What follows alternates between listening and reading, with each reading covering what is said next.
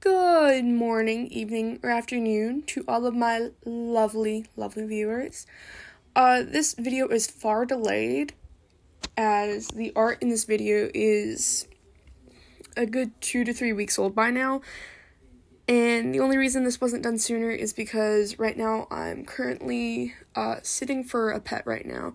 So my desk is occupied and I just haven't had the time to go anywhere quiet really to record this voiceover.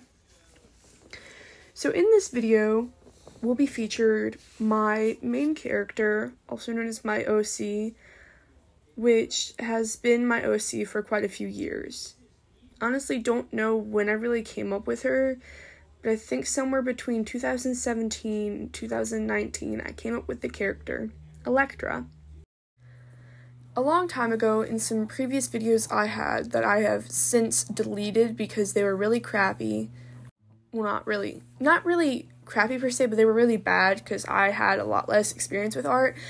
But whenever I first started drawing Electra, she's always had this streak of this beautiful light mint in her hair, right? That is what I would say is my second favorite color versus teal. Teal is my personally favorite color because it represents, not necessarily represents anything, but it is a color that I feel like I can click with. I'm also going to go ahead and apologize for any background sounds you may hear. There's people doing yard work, and we have a dog that barks a lot, and I currently have 2 of the dogs on my bed. So any sounds you hear, I do have a bird as well. I currently have a rat in my room. It's a sweet rat. He's very, very sweet.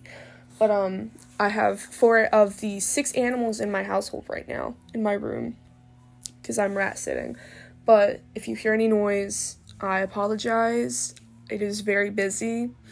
I don't have a professional microphone. I do not have a nice closed space I can really record in.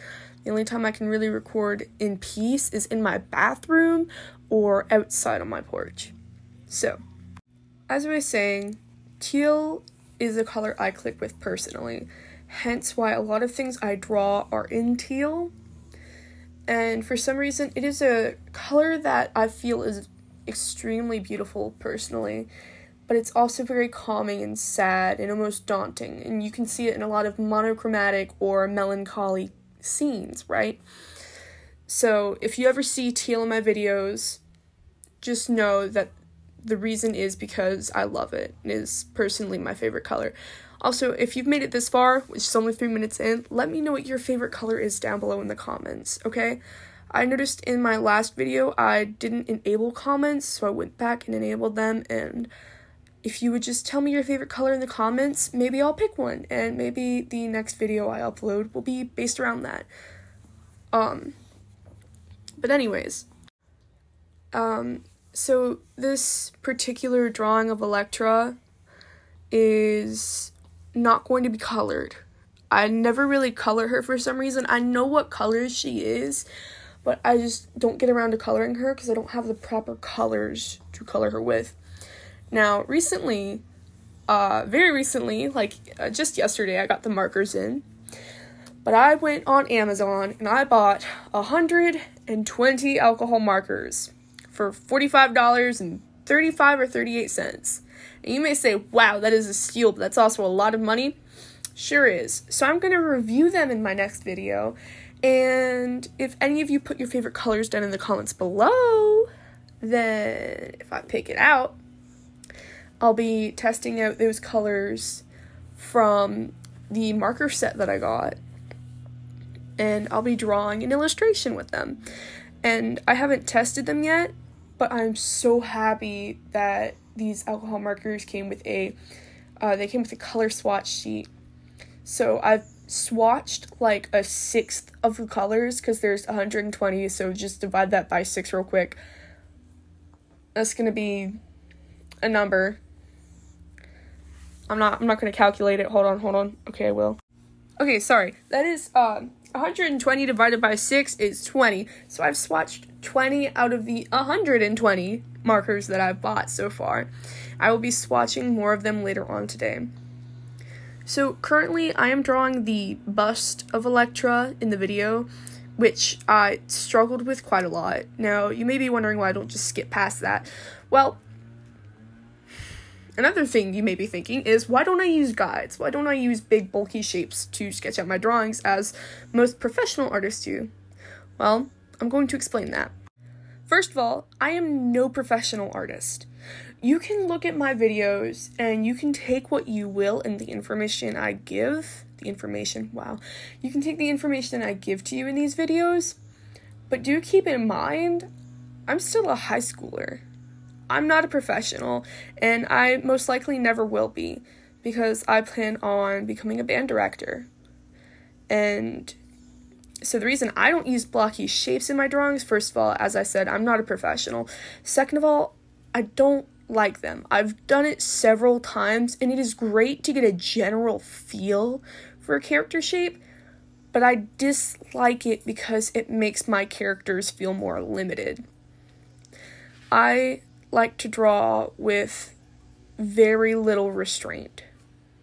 I like drawing from the imagination purely. So anytime you see any of these without a guideline other than for a circle for the head, it's because it's coming straight from my imagination. And I feel like that's something a lot of people, especially adults, now struggle with. So with these videos, I hope some people find some sort of relief. Not everybody is going to have a huge imagination and be able to come up with things off the top of their head. I'm able to do this just because of who I am and how I am. I've always done this with my drawings, and do keep in mind, there is no such thing as good or bad art, unless it's some NSFW things, not safe for work, unless it's some of those things, because art is something that comes from the heart, and that rhymes. Yes, it does. Art is a form of self-expression, an expression of oneself or another person's self. So if you're, per se, a freelance artist, where you take commissions, or, you get commissioned, obviously, because that's what freelance is, but if you get commissioned for things, somebody is more than likely, that commissioner is going to give you something to, draw, or maybe write, or produce as music, correct? Now, as a freelance artist, you are not always going to be portraying your emotions onto something. You're not always going to be writing the lyrics that are for you. You're not always going to be drawing the characters for you, but per se the people that commission you. Now, whenever you do works that are personal works, such as what I do, just like this sketch right now, you're going to probably try and draw from the heart. Now, I know I draw a lot of anthros or furries, whatever you'd prefer. That's because I've always struggled with drawing human faces and faces in general. Sometimes I have trouble differentiating a person from another. It's not that I necessarily have a facial issue or anything, with noticing people's faces. I've just really suck at peopling. There's been several times where I've forgotten my own friends' names, but it's because, I'd only known them for that day, and so I see them the next day, and I just forget their names. And it's just something I've always personally struggled with. So drawing anthros is, I like drawing the fur. I've always enjoyed drawing the sharp edges and the round bodies. I love drawing curves. And something I also draw is primarily women. And the reason I do that is just because that's what I learned how to draw first. The curves are much easier to comprehend and draw. And you can see right now, in the video currently, I'm drawing Electra's hand. That would be her right hand, and it's halfway, her arm is halfway behind her. And looking back, I don't really like how the arm came out, but it does show perspective as it is further away. She has her right shoulder kind of pulled back and away from the angle of which we are looking at. Her left hand, her left arm, which I'm drawing now in the video, it's going to look longer, but only because it's closer. And here's another key thing to keep in mind when drawing, is perspective. Not everybody is going to show perspective in their drawings and rather have flat-faced. I consistently and always draw in perspective. I don't know why I've always tried to draw in perspective, but it's something that's intriguing and all the while very difficult to actually obtain and to do. And so I really enjoy drawing in perspective. It's very challenging, but also drawing front-faced I find very hard. So people that can draw front-faced, I give you props. That is something I have and probably always will struggle with whenever it comes to drawing characters. So, back to the anthros and humans thing. There have been times where I've drawn characters with human faces, but still given them cat or wolf ears and tail, and I don't know why, but I've just kind of always done that since I was little. So, currently in the video, I'm drawing her hair, as you can see, obviously. I don't need to narrate everything I'm doing. But I did struggle a lot with her hair with trying to figure it out because Electra is supposed to have this kind of wavy, curly hair. And she's kind of a really rough around the edges character, right? I do have a bit of a story for her, but it's hard to really draw her sometimes to express. So sometimes when I draw her, she looks super sweet and happy and she doesn't look tired. And it's because I forget to draw the eye bags. I forget to have her hair look rough. She's not a perfect character. And if she were real, she would know that. Anyways, we're getting to our half point in the video. And in a moment, you will see something pop up on the screen. So, 3, 2, 1. So you guys remember that grape cow I did a while back? The one I watercolored? Well, here's its print. There's only 3 available and they're very bad. And here's the stickers, which are way better. So here are a couple of things I did whenever I was first learning watercolor painting. If you'd like to see one of them turn into prints or stickers, let me know about down below in the comments. Let's continue. Okay, so back to Electra. We have her here and, you know, obviously, as I stated, if she were real, she would know that she's not perfect. If she were a real person, I feel like she would be very aware that she is far from perfect.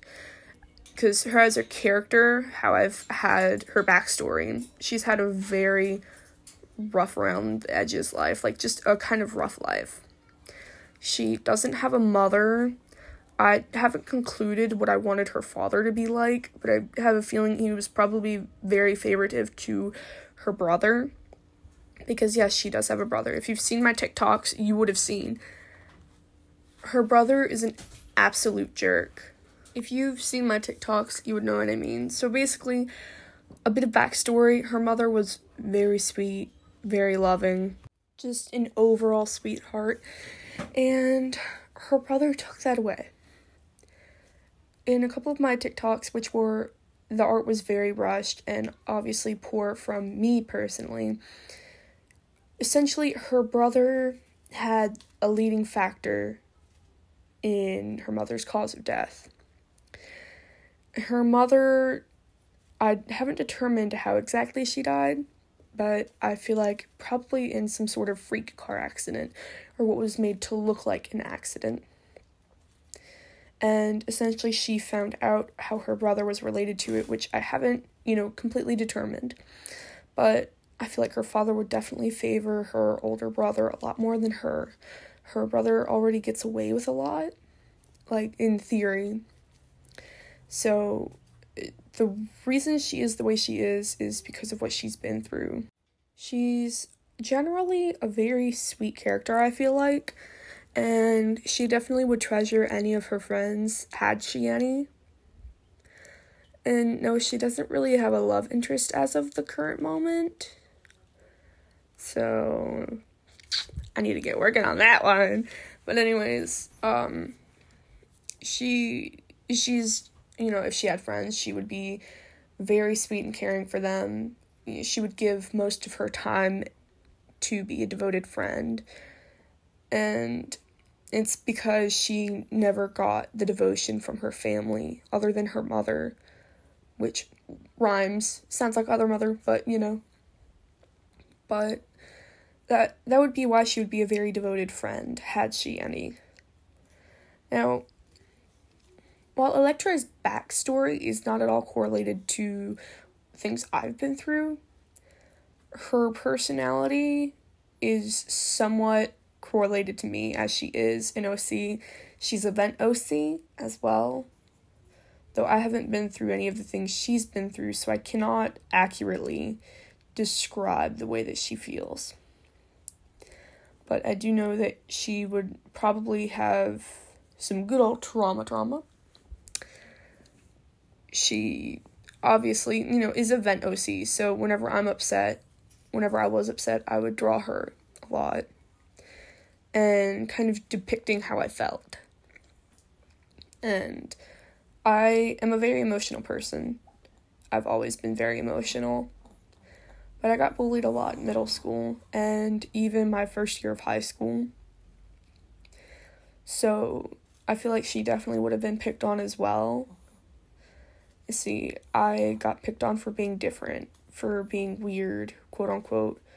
I got picked on for drawing, furries, which everybody called me a furry. I just kind of went with it, just kind of hit the ground running. But, I don't really think I'm a furry. I mean, there's nothing wrong with it. I just don't think I am. I just like drawing them, right? Because there's something that's easy to draw. But I did get bullied a lot in middle school. Definitely, I got called a lot of things. And I even had teachers ignore me one teacher that ignored me whenever I did finally speak up about being bullied. So, and that was in 7th grade. So that kind of diminished me sticking up for myself, but I stick up for my friends whenever I can. So, I feel like she would probably understand most things. She may not know how it feels to a person whenever they go through it, as everybody feels things differently whenever they go through something or experience something. But she can, I can't remember if empathize or sympathize, but she kind of understands the feeling of being upset, obviously. She understands that much. So whenever her friends are upset, she does get upset as well. Especially when it's friends that have always been there for her and that she really cares for. So she tries her best to understand, though she'll never understand things the way other people do, since not everybody goes through the same things she does, but everybody handles things differently. So something that may hurt her a lot may not hurt somebody else quite as much. So, done with basically her as a character and her backstory. Currently, I'm drawing her tail. Now, you can see where I drew her tail over her back leg, and I ended up not drawing feet, because who needs feet? I don't like feet. I don't like drawing feet. I've always struggled with feet. If I say the foot one more time, feet, foot, whatever, anyways. But, the reason I erased her back leg like that is, think about it, her tail would be theoretically in between, so that leans into perspective. Now, something I like doing with my videos is I like explaining my drawings and what I'm doing, and I also like trying to give backstory. So, I've given backstory, I've given some drawing context. So, here's shading. You see me doing a lot of shading already without doing all over, but most of the drawing already has shading, right? Whenever I get the extremely light tones, I don't even use pressure. I let the pencil sit in my hand, and I just kind of shake it across.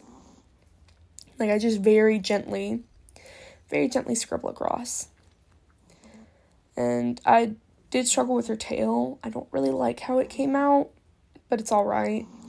That's something I'll fix the next time I draw her like this, probably. We are getting near the end of the video, so thank you guys for sticking around, though. I'd like to go ahead and thank you guys before I forget. As I said, Electra has been a very dear OC for me. and I try to put the most effort when drawing her. For some reason, I draw cats a lot, and I don't know if it has anything to do with the cat I owned as a small child, but I always try and draw cats very fluffy, very soft. And I think it might be because whenever I was younger, I had a cat that we called Big Kitty. She was a sweet rescue. Like, she was awesome. But she was terrified of boxes. We did not get her declawed. Whenever we got her, she was already declawed. She was the sweetest, fluffiest cat ever, and I've just always drawn cats. Now, I love dogs. I love wolves. I don't have a favorite animal per se, other than, I think a bird would be my favorite animal. But anyways, I've always drawn cats, and so Electra is definitely a comfort OC and event OC. And thank you all so much for making it to the end of this video. I'll see you all next time.